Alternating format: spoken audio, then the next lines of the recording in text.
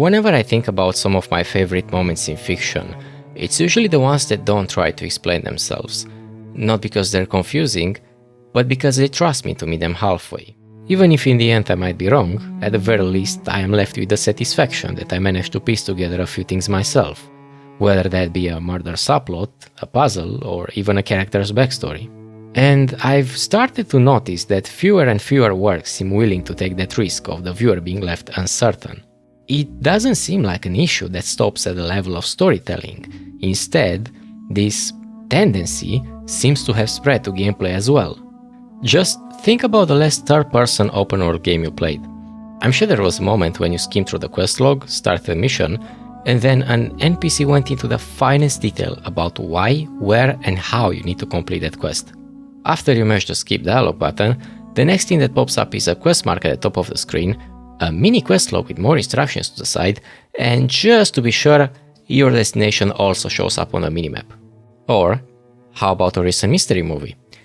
Let's assume all the characters were introduced and the murder just took place. Before you even get to start theory crafting, someone starts recounting the names, physical descriptions, alibi, and motives of everyone involved. There's no thinking required, only the passive intake of information with no room left for deduction. The first conclusion one might arrive at is that these are just cases of bad game design or poor writing. And sure, while these two can play a role in the problem, I believe the issue lies deeper. It's not just about poor writing or bad design, rather, I believe it's a consequence of the creator's intent and expectations towards the audience.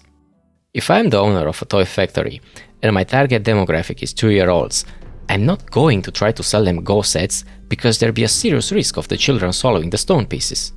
Shaping the whole puzzle, however, will not be a problem.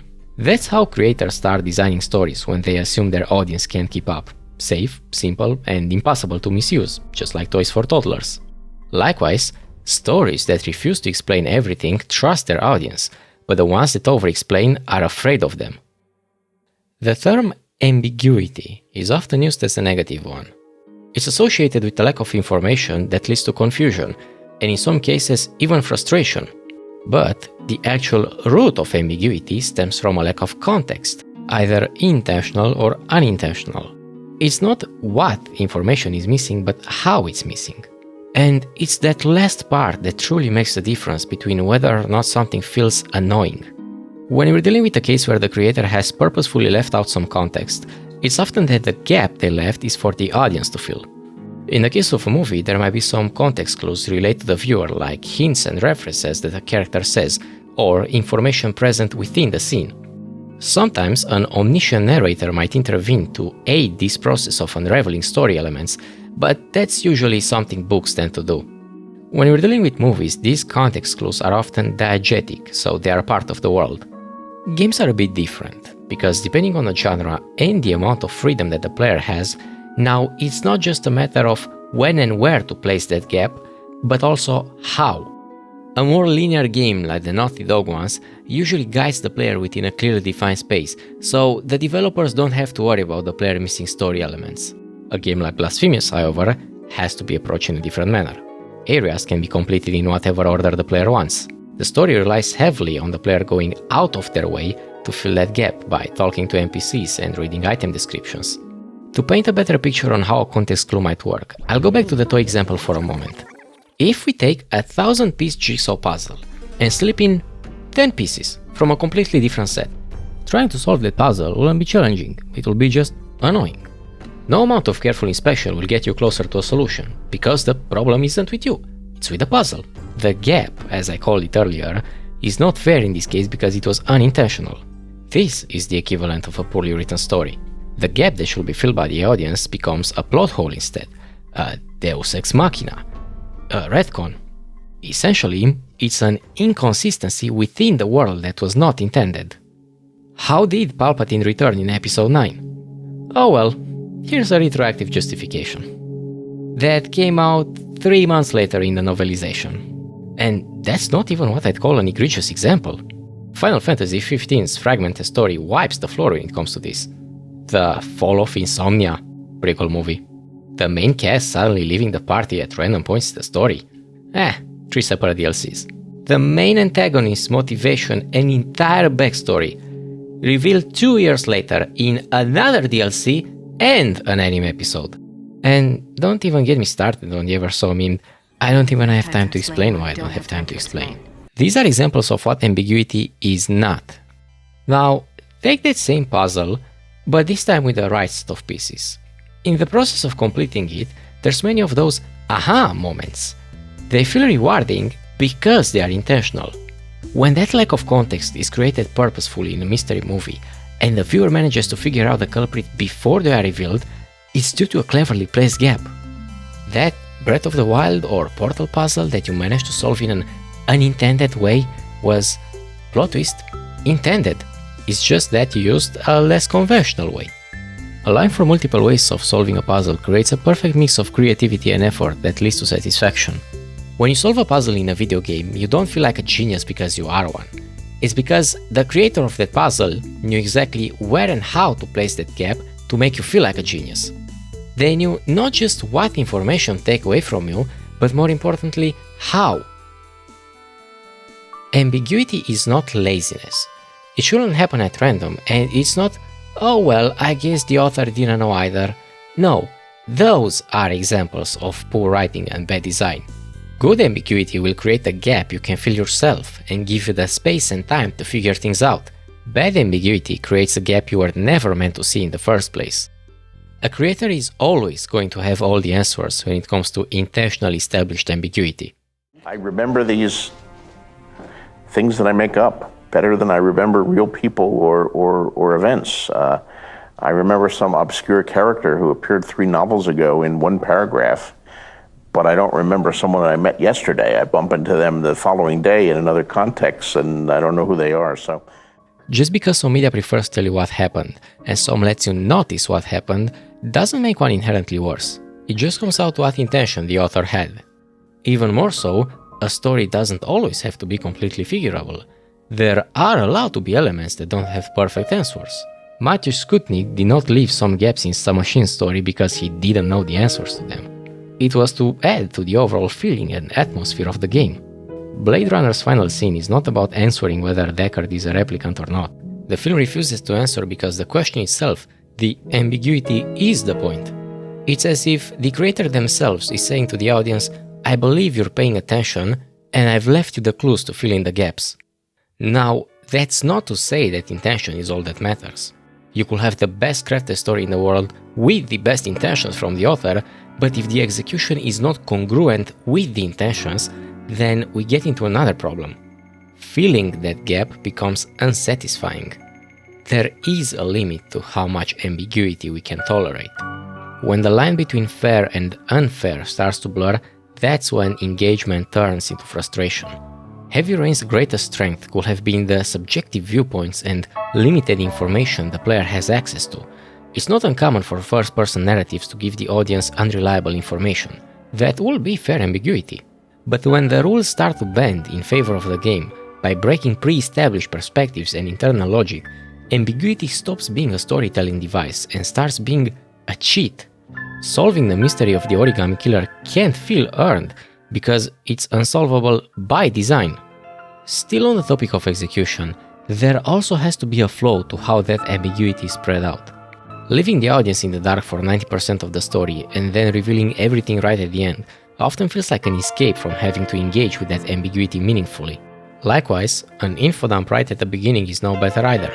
The 1984 version of Dune opens with almost 10 minutes of exposition. It goes over an explanation of the universe, the political factions, the role of spies, and the prophecy.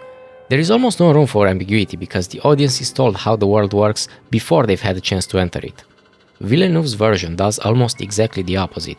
Universe elements are introduced seamlessly, and the audience has to infer most of the relationships by paying attention to the characters' behavior and reactions. Sometimes, a story element does have to be conveyed to the audience clearly so as to avoid any confusion.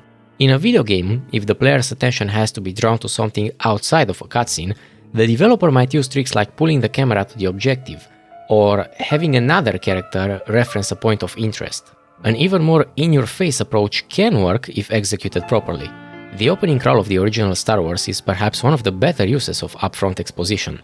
A long time ago, in a galaxy far, far away, sets up the scale and tone of the story immediately. The 3 brief paragraphs that slowly crawl away give the viewer just enough context to prepare them for the hectic opening sequence. It creates a perfect balance of ambiguity and explanation. But what happens when there is too much explanation? Not just a case of infodumping or excessive exposition, but when a story starts to feel as if you're being given a college lecture as you're experiencing it. I want you to think back to a moment when you're in school. The teacher asks a question, and just as you're raising your hand, they give out the solution before you get to answer. If this resonates with you, then I'm sure you've experienced a similar frustration when it comes to recent media. Let's take a moment and go back to that puzzle analogy once again. If that 1000-piece puzzle came out of the box nearly completed, with only 10 pieces jumbled, that will be a case of near-zero ambiguity. Most people will find it frustrating because there'll be no solution to look for. If a solution lies in plain sight, we are no longer talking about a puzzle, but a chore. That eureka moment and the satisfaction that comes with it is instead replaced by a feeling of resolution without an intrinsic reward. If a creator that trusts their audience tells them, "I believe you're paying attention," a creator that has to over-explain everything tells them, "I'm afraid you aren't." Recently, there has been a trend towards content designed to be consumed rather than engaged with. Netflix seems to be the most visible example of this, releasing shows that seem to be churned out by an algorithm built to survive distraction instead of rewarding attention. In 2025 alone, they released almost 600 new originals. That's almost 10 new releases per week. Don't get me wrong, I'm not suggesting that everything they released is bad or that quantity automatically means low quality. There have been some pleasant surprises in their catalog. The One Piece live action show is perhaps the first of its kind to not be a direct imitation of the original anime. It respects the source material while understanding that adaptation to live action requires some reinterpretation. Movies like The Irishman, Society of the Snow, and even some of the lowbrow comedy movies they've released recently do a good job at entertaining the audience without having to explain every joke or subtext. Unfortunately, those shows seem to be the exception to the rule and not the standard. For every movie that lets the audience chew and digest the information, there's 50 more that function as content made for passive consumption while doing the dishes. Information that repeats itself, subtext that always has to be verbalized, and an overall avoidance of any type of silence seem to plague most of the original's catalog they offer. I know it's popular nowadays to turn Netflix into a scapegoat. After all, it's the low-hanging fruit that's the easiest to criticize. But over-explaining has been around for far longer than Netflix has existed. It's just that as more content gets released, it's easier to spot the issue. Before I try to make an attempt at analyzing why exactly recent media has veered towards over-explaining itself, first I think it's necessary to actually, no pun intended, explain what over-explaining is, and why, unlike ambiguity, is always a bad practice. Considering the title of the video and the section on ambiguity, one might think that over-explaining is exactly the opposite of ambiguity, and while a fair assumption, it's a wrong one. Ambiguity is often left at the discretion of the writer to be employed within a work. Keyword often, because as shown in the previous section, sometimes it is unintentional and the result of poor writing. Over-explaining, on the other hand, cannot be unintentional or an accident. It is, without a doubt, a deliberate practice. An easier way to visualize it is like this. You could forget to remove the training wheels on a bicycle, but you will never accidentally put them back on. But why exactly is over-explaining undesired? What makes it a bad practice? And how do we even differentiate between a regular explanation and over-explaining? There's a joke often attributed to Terry Pratchett that goes like this. What's the difference between erotic and kinky? Erotic is when you use a feather, and kinky is when you use a whole chicken. To follow up on the sexual joke, when there's too much of something, you can just feel it. There doesn't have to be a specific ratio of silence to exposition. There's no mathematical formula that can prove at which point we step into the realm of over-explaining.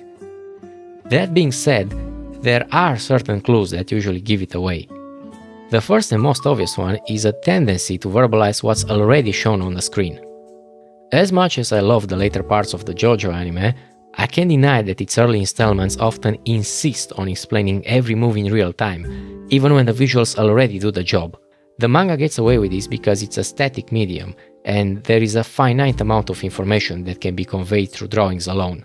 When adapted to an anime though, that same approach often becomes redundant. Anime has access to motion, framing, sound, and timing, which can communicate cause and effect plenty enough. Restating it through dialogue only serves to slow the pacing and dilute the impact of the action. It's as if the audience needed subtitles for the images themselves. In the One Piece live-action example I mentioned how an adaptation doesn't have to be a one-to-one translation of its source material. Each medium has its own strengths and weaknesses, and usually, to make up for those weaknesses, compromises have to be made within the medium they're created in. Books can play an audio sound when someone is walking over dry foliage, so they have to make up for it with specific phoneme onomatopoeia or by using descriptive language. Adapting full paragraphs of descriptive text to a moving audiovisual medium can work, but it takes a lot of creativity and attention to do so. When done improperly or negligently, we end up with films and shows that feel more like illustrated audiobooks and less like cinematic works. Fitzgerald's evocative narration in The Great Gatsby carries its meaning through rhythm and metaphor. The film, however, treats the language as sacred, frequently preserving it through direct voiceover or on-screen text rather than taking advantage of the visual storytelling. It's as if the film doesn't trust its own medium to communicate meaning, so it leans on the book to do the work twice. A less tedious but far more frustrating form of over-explaining appears when a story refuses to let the context speak for itself. This is the form that seems to have spread into recent media the most. It's the kind of over-explaining that feels less like a creative choice and more like a defensive one.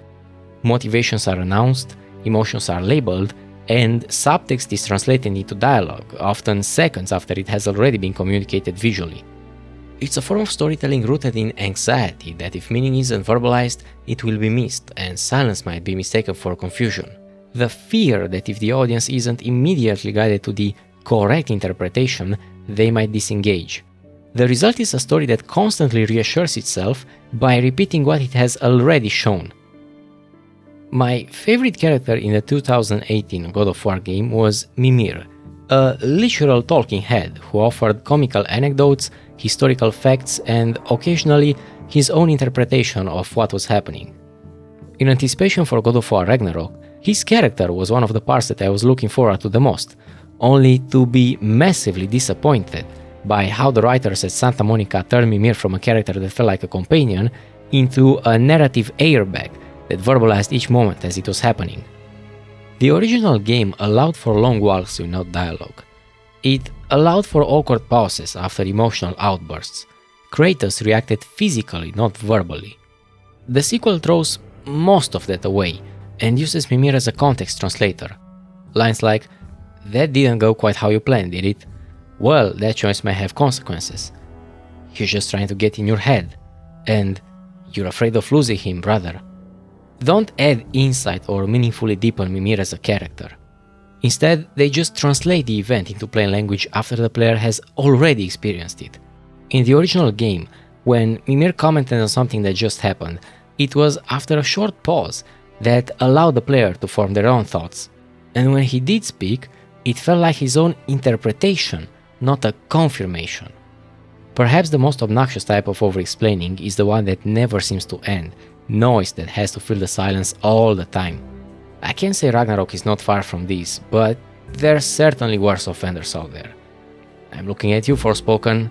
They really couldn't have chosen a more fitting title. The examples I just went through are all within the context of storytelling, be it in games or movies. But when it comes to gameplay, it seems like the situation is no better. And I'd go as far as to say that it's the medium that has suffered the most recently. Video games are complicated, because sometimes information is missed not due to the player not understanding it, but not even encountering it. A high degree of freedom comes at the cost of unintentional omission on the player's part. Developers know that, so in order to convey information to the player in regards to gameplay elements, they have to use all sorts of techniques.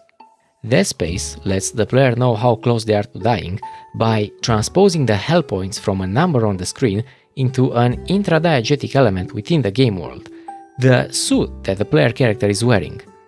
In a perfect world, all gameplay elements are conveyed diegetically, but in reality, it will be both impractical and undesirable to do so all the time.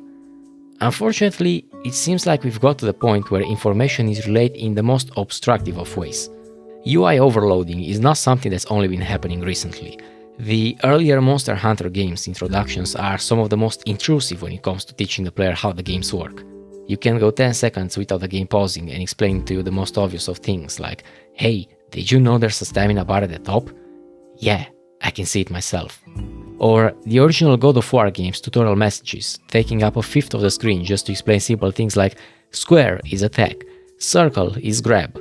Even with incredible advancements in technology that allow the developers to convey information to the player in much more subtle ways, the situation doesn't seem to have improved at all. Monster Hunter still throws encyclopedias of text at you. A lot of the Ubisoft games released in the last decade will relay information redundantly and clutter the player's screen with needless UI elements as soon as the game starts. Bombardments of pop-up messages constantly interrupting the player have become the norm. I do understand that some of those UI elements can be turned off in the menu, but that doesn't address the core of the problem. There's a reason why games don't have some of the more extreme accessibility options on by default, like text-to-speech or colorblind mode. The majority of the players won't require them, but they're still available to the ones who need them. If an option is turned on by default, that's an assumption from the developers that the players do need it. Again, it's all about expectations and intentions. It's not like it's impossible to do it properly. Both older and newer games prove that it can be done. The original Assassin's Creed tutorial added to the experience by masking the tutorial instructions as story context, treating mechanics as memories being synchronized through Animus calibration. The Metal Gear Solid games do pause the game, but in a manner that fits the game's context, like a debriefing from Major Zero delivered through the codec as in-world communication. Sometimes, a dedicated tutorial section is not even needed, and games that recognize this seem to be the ones that respect the player the most. The original Devil May Cry throws you straight into the game and lets you figure the controls for yourself. There's minimal text pop-ups, usually a single line explaining basic items or abilities early on, but most of the time it teaches through enemy design and level structure. Both the original and the remake version of Resident Evil 4 did it very well, preserving tension and pacing. They do include tutorials, but neither feels compelled to over-explain. Instructions appear briefly when necessary and then step aside. As I mentioned earlier, sometimes in the case of more open games, information can be missed, but there are still ways to teach the player the ropes of the game without being intrusive. Sometimes they can be done by restricting the player within a more confined space before letting them wander free, or, in the more extreme cases, allowing the player to fail safely, learning through friction rather than constant correction. The Great Plateau is an encapsulated version of the entire map. It's still a fully open area, but limited in scope compared to the rest of the game. I want to make it clear that the solution is not a total abolition of any sort of instructions or tutorials. People who have been playing games for the better part of their lives often forget that someone who's never played a game before won't instinctively know that the WASD keys move the player character in a third-person game, or that the X button on a PlayStation controller will almost always be used to confirm something. These conventions feel natural only because they've been internalized over time. It's like the symbols on a steering wheel lever. Sure, experienced drivers know that lifting the lever clockwise means turning on the right blinkers, and pulling it flashes the high beams, but someone who's just learning how to drive for the first time will benefit from those markings. Like I said, there's no perfect ratio of tutorial to discovery. Sometimes games benefit from being a little more explicit with their instructions in the beginning in order to remove uncertainty about controls and establish a shared baseline with the player. And sometimes it's just better to let the mechanics speak for themselves and become exposed through discovery alone.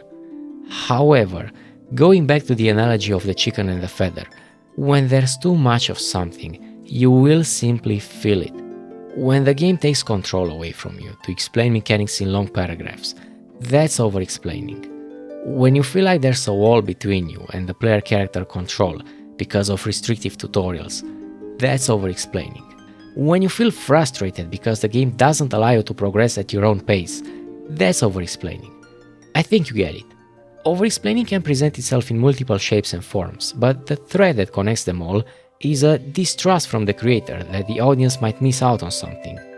This lack of trust turns storytelling into a process of constant reassurance, where meaning is repeated, underlined, and spoken out loud, rather than trusted to linger in implication and silence. The worst part of this is that when a creator feels like explanations become necessary, it often reveals something else that's missing. The feeling of silence through needless dialogue exposes a fear of losing viewers due to an implied short attention span. The verbalization of subtext reveals a fear of being misunderstood, rooted in a perceived lack of media literacy in the audience.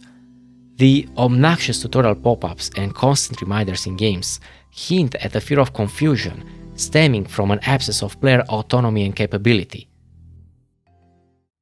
The real cost of overexplaining isn't just a matter of confusion being avoided. The worst that I keep thinking about, even a decade after I've experienced them, are the ones that left something for me to reflect on. When every emotion is labeled, mechanic explained, and pause filled, there's no room left for the audience to participate and all engagement is lost. I've never started a game or a movie with the intention of being instructed on how to feel about it. And while clarity has its place, it should never come at the expense of audience trust.